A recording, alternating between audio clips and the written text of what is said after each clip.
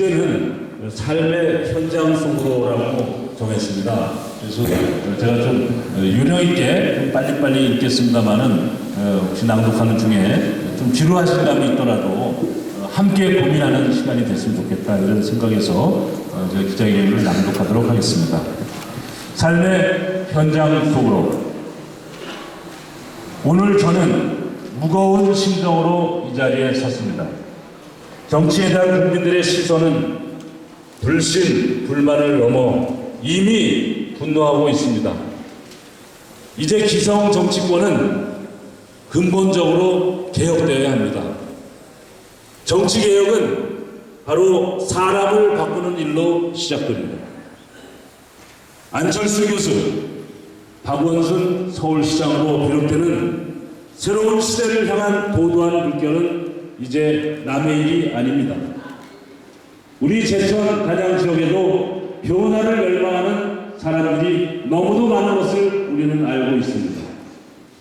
제천 단양의 새로운 미래를 향해 우리 모두는 함께 손잡고 나아가야 합니다. 나눔과 배려, 봉사와 헌신, 그리고 더불어 함께 일하는 새로운 리더십이 필요합니다. 저 이근규가 우리 모두와 함께 변화와 개혁의 새 길로 가겠습니다. 저는 지난 4년 전 국회의원 선거에 무소속으로 출마하여 여러분들의 뜨거운 성원에도 불구하고 낙선한 아픔에 울었던 사람입니다.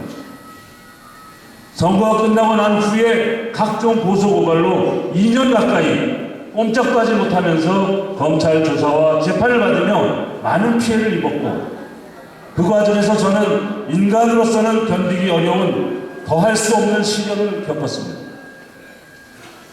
제대로 잠을 이룰 수 없을 정도로 혼자 힘으로는 도저히 버티기 힘든 그런 시련의 나날들이었습니다. 그때 바로 이 자리에 계신 여러분들, 제천 단양의 시민 여러분들의 따뜻한 손이 저를 절망으로부터 구해주셨습니다. 여러분들이 아니었으면 저는 이 자리에 서 있지도 못했을 것입니다.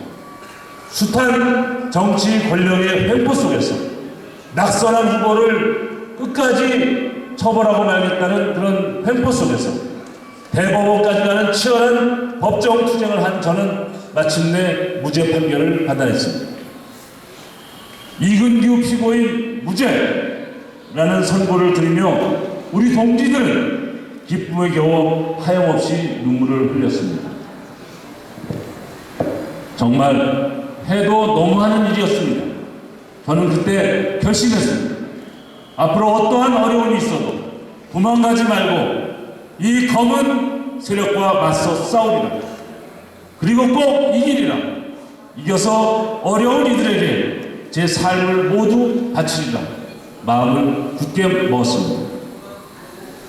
돌아보면 고려대학교 총학생회장으로서 100만 학도를 이끌었고, 졸업 후 SBS 서울방송에서 종횡무진하던 저 같은 사람마저도 이런 억울한 일을 당하는데 평생을 흙 속에서 일하며 살아온 순박한 농민들, 우리 서민들의 삶은 어떨까 가슴이 아팠습니다.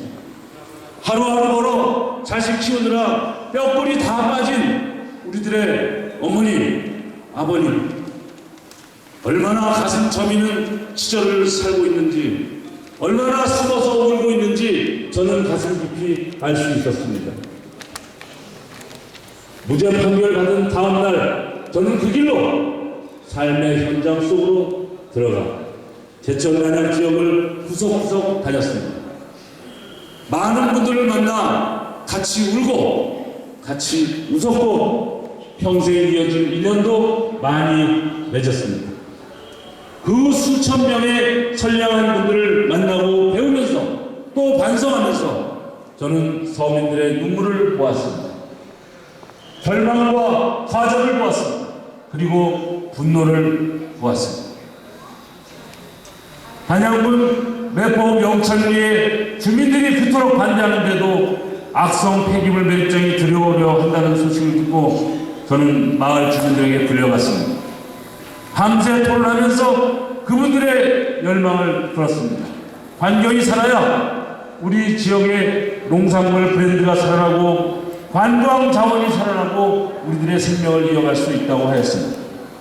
그러나 이런 환경적인 문제도 문제지만 더 중요한 것은 정부나 권력을 가진 사람들이 서민들의 생존권을 짓밟고 국민 주권을 유린하고 있다는 사실이었습니다.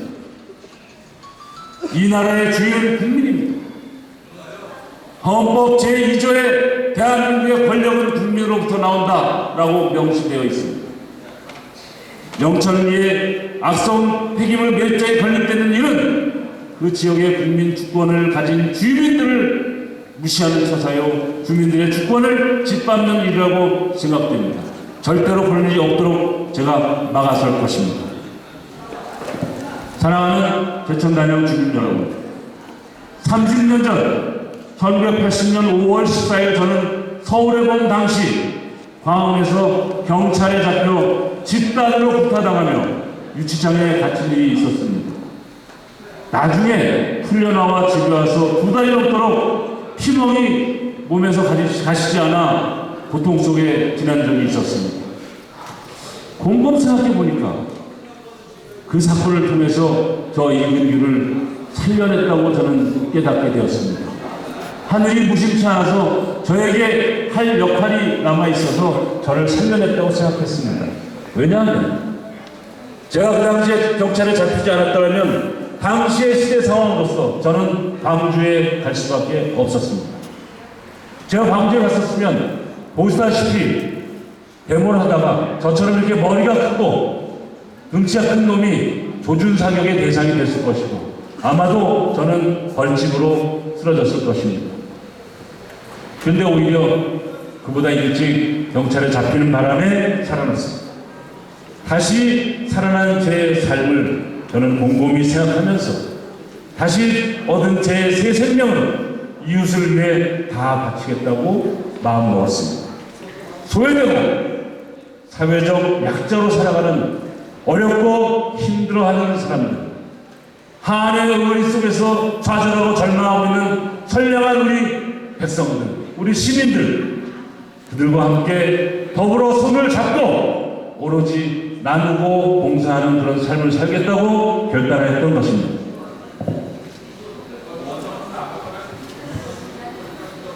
제가 젊은 시절에, 지금도 젊습니다만 어린 시절에 국회 원내 총무실에서 입법 보좌관으로 일하면서 맹인 안마사회와 함께 공중위생법을 개정하고 장애인 고용 촉진법을 제정하여 장애인이 당당하게 열린 사회에 나설 수 있는 기틀을 만들던 일, 그리고 당시 정부에서 완강히 막던 전국 지체장애인협회를 설립하는 기획작업을 총괄하였던 일, 또 농촌을 지켜갈 미래 농촌의 희망인 농어민 후계자 연합회를 결성하는 데 앞장서서 적극적으로 성사시켰던 일이 생각납니다. 그 후에 미국 버클리대학 연수를 다녀와서 SBS 서울방송 개국기획단에 참여해서 여의도의 한강 마포대교를 건너면서 가장 큰 건물이 SBS 건물이었는데 그 벽에 당시로서는 우리나라에서 가장 큰 현수막을 내다 걸었습니다. 장애인을 가족처럼. 오랜 임원들과 토론 끝에 한국 최초로 SBS 방송국의 공중파 방송국의 장애인 전용 프로그램인 사랑의 징검다리를 만드는 일에 앞장섰습니다. 지금도 이 자리에 계신 농아인들과 함께 농아인 후원회를 만들어서 미력이지만 마음으로 몸으로 함께 하고 있습니다. 이토록 더불어 함께 살아가는 건강한 사회를 만들어가자는 저의 신념과 저희들의 영광은 아직도 이어지고 있다고 저는 고백합니다. 또한 군사독재 정권에서 소외받던 6.25 참전 국가유공자회 어르신들을 잘 밭으로 모시고자 저희들은 뛰고 있습니다. 나라를 지키신 어르신들, 그 나라의 사랑의 정신을 이 사회에 널리 확산시켜서 청소년들에게, 우리 젊은 사람들에게 6.25에 대한 올바른 역사인식을 제시하고자 합니다. 나라를 위해 헌신한 6.25 참전 국가유공자 분들의 정신을 소중하게 지켜가야 앞으로 우리나라에 또 다른 어려움이 생겨도 애국 청년들이 그 뒤를 이어가게 되는 것입니다. 바로 이러한 것이 선진국이요 강대국이 되는 지름길이라고 생각합니다. 이 자리에 계신 6.25 참전 국가유공자 어르신들, 그동안의 노고와 나라를 위한 애국 정신에 대해 이 자리에 있는 우리 모두는 사랑과 존경의 마음을 보냅니다. 다시 한번 우리 6.25 참전 국가유공자 어르신들께 큰 박수 한번 좀 통해 보내드리겠습니다. 이렇듯 헌신하고 봉사하고 섬기는 사람들이 앞으로 우리 사회의 리더십을 만들어야 된다고 믿고 있습니다. 이제 저는 제천 단양 곳곳을 다니면서 만났던 많은 분들의 권유와 이 세상을 바꾸자는 그런 격려 속에서 이번 제19대 국회의원 선거에 야권 통합 야칭 민주당의 후보로 출마할 것을 선언합니다.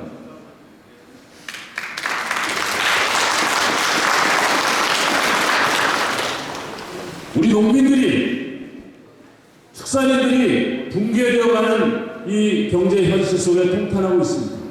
그래서 저희는 새로 구성되는 야권 연합의 당에 국회의원으로 반드시 당선되어서 이번에 날치기 통과된 FTA 협정을 폐기하고 전면 재협상을 거쳐서 한민족의 장래에 담겨있는 그러한 한미 양국의 협상을 굴욕적이지 않고 국민적 합의를 바탕으로 그리고 잘 나가는 기업인들만을 위한 것이 아니라 소외되고 어려움 속에서 이 나라의 농촌, 식량 주권을 지키는 농업인들의 그런 삶을 보장할 수 있는 그런 길을 만든 연후에 FTA를 제대로 통과시키도록 노력하겠습니다. 사실 국민적 합의가 제대로 되지도 않고 299명의 국회의원 중에서 단 10명도 그 협정문을 제대로 읽어보지 않은 그런 상황에서 우리나라 민족의 장래를 결정할 FTA 협정문이 날치고 통과됐다는 것은 정말 부끄러운 일입니다. 앞으로는 이런 일이 더 이상 없어야 됩니다. 바로 이 국민적 합의가 되지 않은 상태에서의 이 불평등 한미 FTA 협정은 우리의 농업인, 한농가, 양분농가의 희생 아래 세워지는 모래성에 불과한 것입니다.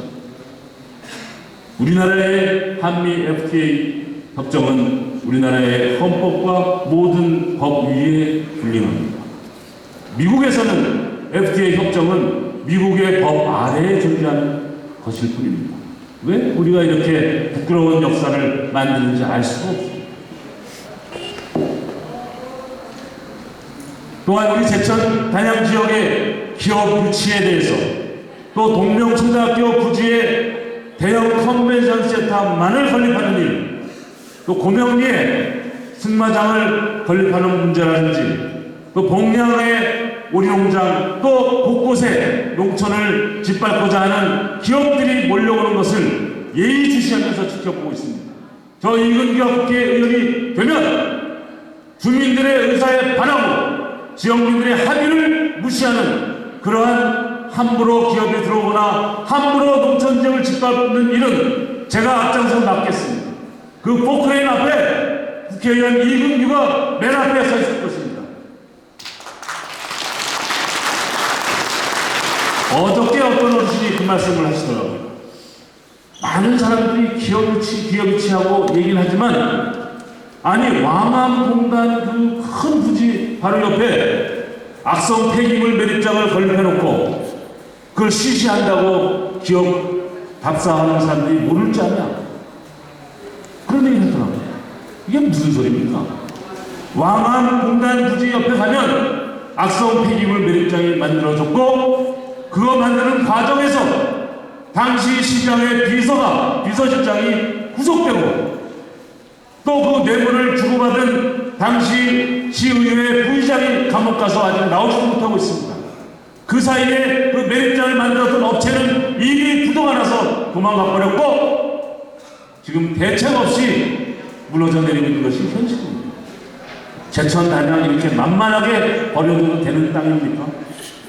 제천 단양은 이렇게 엉망진창으로 개인들의 이익과 개인들의 영역에 놀림거리로 되는 겁니까? 이것을 나가야 됩니다. 이제 이 자리에서 아무것도 힘이 없어 보이고 아무것도 배운 것이 없고 우리는 아무 힘도 없다고 생각하는 여러분들이 이 지역사회를 바꿀 수 있습니다. 한 사람 한 사람의 힘이 대한민국의 주인이라는 것을 이제 깨달을 수 있습니다. 국민 주권 시대의 도래를 우리는 보고 있는 것입니다. 사랑하는 제천 단양 주민 여러분, 제천이 살아야 합니다. 단양이 살아야 합니다. 제천이 살아야 전 세계의 방방곡곡을 다니면서 일제에 짓밟혔던 치욕의 역사 속에서도 그 일제가 불질러서 다 타버려 없어졌던 그런 제천 땅에 우리 주민들의 힘으로, 우리 뜻있는 서민들의 힘으로, 우리 애국 시민들의 힘으로 이 땅을 일궈냈다는 자부심을 세계 만방에 알려야 합니다. 의병 정신이 한민족 역사에 얼마나 소중한 가치인가를 보여줘야만 합니다. 단양도 그렇습니다. 단양도 전 세계에서 알아주는 명승지 아닙니까? 그 단양의 단양 팔경뿐만 아니라 마늘을 비롯한 여러 농산물, 특히 요사이 한참 일고 있는 친환경 유기물 농산 산업에 대한 그러한 기대와 비전이 우리들을 희망을 갖게 하고 있습니다. 오늘의 시대의 문제는 정치가 아닙니다. 저는 오늘 아침 뉴스를 보다가 가슴이 답답했습니다. 저의 오래된 친구인 민주당의 사무총장인 정장선 친구가 58년 개띠입니다. 저희 아주 오래된 친구입니다. 그런데 불출마 선언을 했더라고요. 그 친구는 벌써 평택에서 도의원도 하고 국회의원도 여러 번 하면서 사무총장도 하고 이제 정치가 이렇게 무너져 내리고 정치가 국민들에게 걱정만 그쳐주고 정치가 그동안 해왔던 것들을 반성하는 마음으로 정계 은퇴를 선언하고 떠나가는데 하필 그날 친구인 저는 국회의원도 한 번 못 해본 놈인데 출마 선언을 하니까니 참 아이러니하고 가슴이 답답했습니다. 그러나 어찌합니까? 정치보다도 이제 우리 제천과 단양은 문제는 경제입니다. 먹고 살아야 합니다. 먹고 사는 일이 정치보다 급하고 먹고 사는 일이 우리들에게 최대의 과제로 저는 생각하고 있습니다. 일자리가 늘어나야 인구가 늘어나죠. 일자리가 늘어나고 인구가 늘어나야 자립경제가 생기는 겁니다. 이 중앙시장도 살고 내토시장도 살고 한마음 역전시장도 사는 겁니다. 인구가 많이 늘어나서 일자리가 많아서 주머니가 두둑해져야 와서 떡볶이도 사먹고 오뎅도 사먹고 순대국도 사먹고 1년 썼던 베개님도 새로 갈고 2년 입었던 속옷도 다 새로 사는 겁니다. 그렇지 않습니까? 젊은 직장인들이 늘어나는 그런 제천을 만들어 가고 싶습니다. 아마도 저 이근규가 아닌 그 어떤 후보라도 이 문제에 대해서는 다 동의할 것입니다. 그러나 과연 누가 그 일을 제대로 추진할 수 있겠습니까? 누가 이 지역사회의 새로운 변화의 바람을 이끌어갈 수 있겠습니까? 누가 깨끗하고 당당하게 이 지역사회의 시민과 함께 손잡고 국민과 함께 손잡고 지역의 비전을 열어갈 수 있겠습니까? 다 한 번씩 이런저런 지책으로 일했던 분들보다는 어떤 의미에서는 떨어져 보고 좌절해 보고 서민들과 함께 뒤굴면서 아픔과 고통과 즐거움과 괴로움을 함께 나눴던 저 이근규가 그 일을 해낼 수 있는 적임자라고 저는 자부하는데 여러분 어떻게 생각하십니까? 정말 부끄럽지만 제가 여기서 학교를 많이 못 다닌 탓에 학연이 좀 짧습니다. 그래서 저는 제 세 아들을 여기서 초등학교, 중학교, 고등학교 다 여기서 보냈고 다 키우고 있고 막내가 지금 제고 2학년에 있습니다만은 학연이 짧은 대신에 저는 서울에 올라가면 죄송한 얘기지만 왕마당발로 속하는 사람입니다. 대기업의 총수, 각 기업체에 있는 임원들, 정부 사령기관 어디 곳곳을 가도 이근규 이름 내서 최소한 10명 중에 30명은 다 압니다. 그들이 이런 얘기를 합니다. 고향으로 괜히 내려가서 국회의원도 벌써 한 3선 했을 놈이 저렇게 고생하고 있다고 저를 안타까워합니다. 그러나 저는 후회하지 않습니다. 제가 태어나서 제 뼈를 키웠고 앞으로 제가 목숨이 닿는 날 묻힐 이 땅을 지키는 것이 저의 소명입니다. 제가 국회의원이 돼야 되겠습니다. 그러나 국회의원이 되지 아니하여도 저희는 더 소중한 일이 있습니다. 우리 제천에, 단양에 희망이 있고 용기가 있는 그러한 사람들이 함께 살고 있다는 것을 우리는 보여주고 싶습니다. 저는 떠나질 못합니다. 제가 직장을 여의도에 두고 있을 때에도 새벽 5시에 출발해서 7시 반 회의를 하기 위해서 과속을 하면서 서울까지 달리는 그런 사람입니다. 13년 동안 내려와서 13년 동안 살면서도 수도 없는 그런 위험 속에서 차를 몰고 다니면서 여기서 출퇴근을 했던 사람입니다. 제가 왜 제천 단양이 지역인 것이 안타깝겠습니까? 저는 자랑스럽습니다. 이 자리에 초대하지 아니하여도 인터넷에 올라온 입소문을 듣고 오신 많은 시민과 이 지역 상가를 지켜가고 있는 상인 여러분들이 있는데 저는 여러분들과 함께 더불어 손을 잡고 이 제천 단양의 새로운 비전을 반드시 열어가겠습니다. 서울에 있는 친구분들이